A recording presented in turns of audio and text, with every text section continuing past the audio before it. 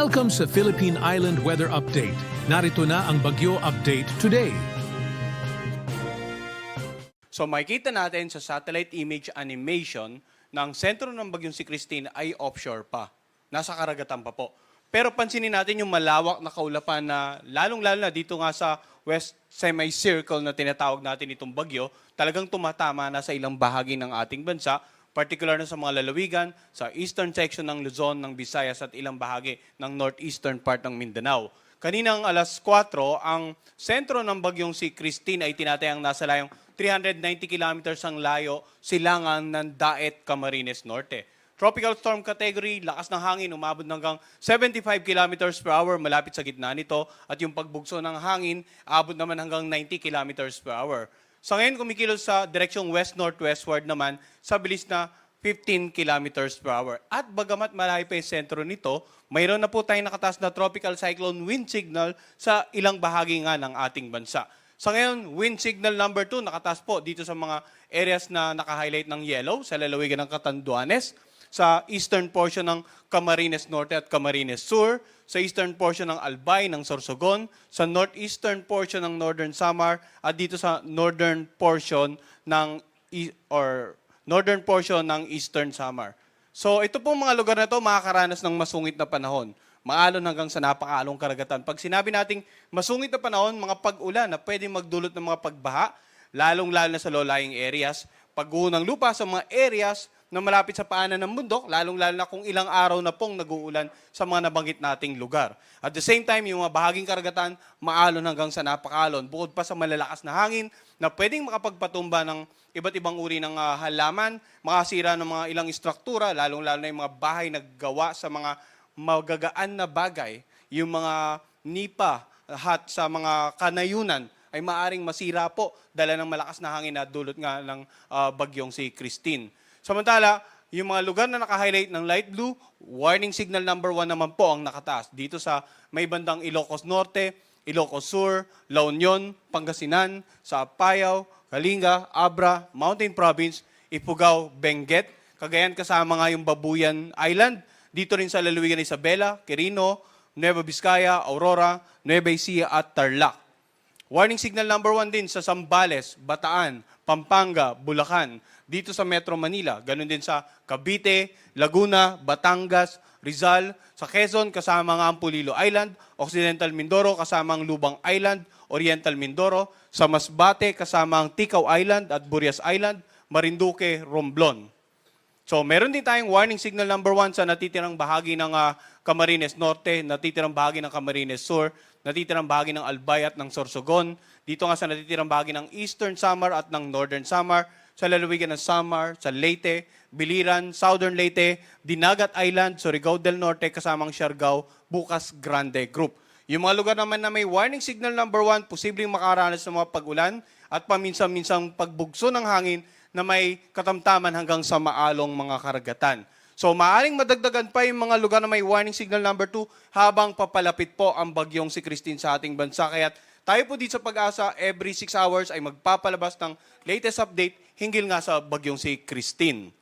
So ano nga ba inaasahan natin? Yung mga paulan na dala ni Christine, inaasahan natin na pwedeng maranasan intense to torrential rains or more than 200 millimeters of rains ngayong araw sa lalawigan ng Catanduanes, sa Camarines Norte, Camarines Sur, Albay, Sorsogon, at Northern Samar. Samantala, heavy to intense rains naman, Masbate, Samar, Eastern Samar, Isabela at Quezon.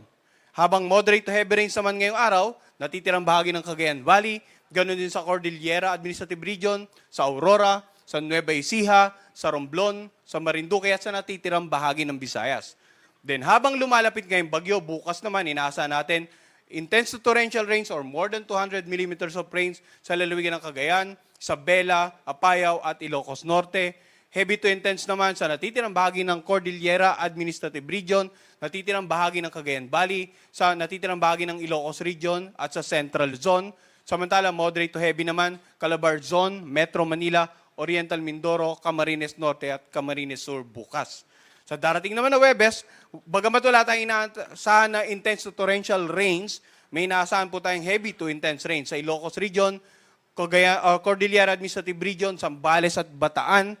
Habang moderate to heavy rains naman sa natitirang bahagi ng Central Luzon, sa lalawigan ng Cavite, Laguna, Rizal, sa Metro Manila at Oriental Mindoro. So, mapapansin natin, initially, yung mga lugar na makakaranas ng matinding pag-ulan, yung mga lalawigan sa silangang bahagi ng Luzon at ng Visayas. Pero gaya ng binanggit ko, habang lumalapit or lalapit ang bagyo sa kalupaan ng ating bansa, mag-escalate sa mga looban, yung mga lugar na pwedeng makaranas ng mga matitinding pag-ulan. Kaya yun pa rin yung paalala natin, yung mga pag-ulan pwedeng magdulot ng mga pagbaha sa low-lying areas. Pwedeng magdulot ng pagbaha sa mga areas na malapit sa ilog, lalo na kung aapaw yung mga water levels na nabanggit nating ilog.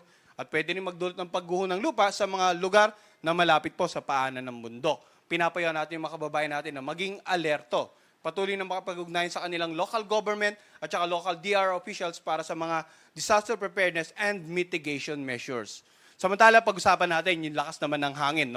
Ngayong araw, may posibleng makaranas na malalakas na hangin, pabugso-bugso dito sa may bandang Batanes, Babuyan Island, Ilocos Region, Palawan, Romblon, Aklan, Antique, Negros Island Region, ganun din sa Central Visayas, Southern Leyte, Zamboanga del Norte, Northern Mindanao, dito sa Dinagat Island, Surigao del Norte, Agusan del Norte, Sarangani, Davao del Sur at Davao Oriental. So mapapansin natin, hindi lamang po yung mga lugar na may warning signal ang posibleng makaranas ng pagbugso ng hangin, kundi maging mga lalawigan na nabanggit natin ngayong araw, bukas naman, Mimaropa, Visayas at Mindanao. Mga lugar na outside the warning signals itong binababanggit natin. At sa darating naman na Huwebes, sa Mimaropa, sa buong Bicol Region at sa buong Visayas, sa Basilan, Sulu, Tawi-Tawi, Zamboanga del Norte, Lanao del Sur, Northern Mindanao, ganun din sa Dinagat Island, Surigao del Norte, Davao del Sur at sa Davao Oriental. So itong mga pagbugso ng hangin, gaya nga na nabanggit natin, pwede ring makasira ng mga ilang istruktura, makapagpatumba ng mga pananim, ilang uri ng mga pananim. At dun sa mga lugar na may warning signal, pwede makapagpatumba po ito ng mga poste ng kuryente. Kaya mag-iingat po yung mga kababayan natin. As much as possible, manatili sa loob ng bahay habang nananalasa or bago pa manalasa, habang nananalasa at kapag kalalagpas pa lang po yung epekto ng bagyo sa kanilang lugar. In terms of movement, pag-usapan naman natin, ano yung inaasahang pagkilos sa susunod na 2 hanggang 5 araw, So, 24-hour forecast or yung magiging position muna ng bagyong si Christine bukas ng hapon. Ito po yung position natin ngayon alas 2 ng hapon.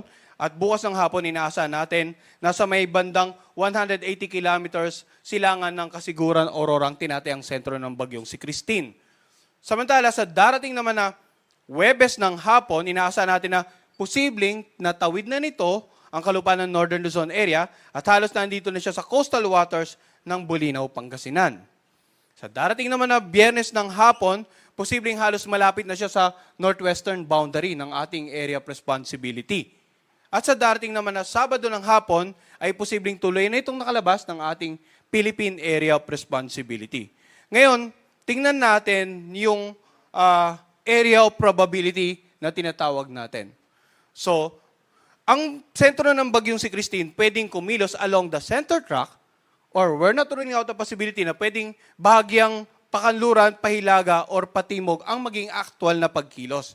Kaya po, ang mga lalawigan ng Cagayan, ng Isabela, ng Aurora, ng Quezon, dapat maganda sa possible landfall scenario. At yung buong Luzon, actually, dapat naman maghanda sa posibleng epekto nitong bagyong si Christine. Ngayon, in terms of coastal water condition, dahil nga sa inaasahan natin na paparating itong bagyo si Christine, posibleng umabot pa sa tropical storm or kung titingnan natin dito ay severe tropical storm category. Ang mga coastal waters nitong Bicol Region, ilang bahagi ng Quezon, ng Aurora, ng Isabela at ng Cagayan, kasama na ilang bahagi po ng Babuyan Group of Island ay posibleng makaranas ng mga pagtaas ng pag-alon, minimal to moderate risk of storm surge in the next 48 hours. Itong mga na-highlight nating lugar. Now, pwede pang maging mataas ito hanggang sa tuloy na makatawid itong bagyo sa ating bansa. Mag-update din po tayo ng ating storm surge warning kasabay ng pag-update natin ng ating mga tropical cyclone bulletin. Now, in terms of sea condition pa rin, sa ngayon wala pang inaasang matitinding pag-alon sa kanlurang bahagi ng Luzon. Makikita natin almost nasa silangang bahagi ng at northern at saka eastern seaboard ng Luzon at ng Visayas yung ating gale warning. Kapag may gale warning po tayo, inaasahan natin na posibleng umabot ng more than 63 kilometers per hour yung lakas ng hangin at ang sea condition natin magiging maalon hanggang sa napakaalon. From 2.8 to 4.5 meters ang magiging taas ng pag-alon dito sa mga seaboards na naka-highlight ng red. Hanggat maaari, huwag na pumalaw dito ang anumang uri ng mga sasakyang pandagat.